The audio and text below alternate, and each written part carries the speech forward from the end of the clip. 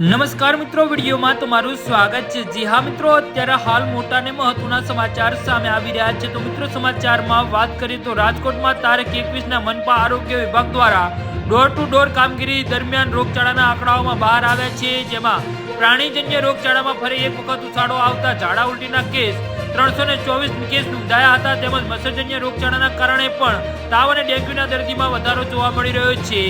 જી હા મિત્રો, અત્યારે હાલ મોટા અને મહત્વના સમાચાર સામે આવી રહ્યા છે।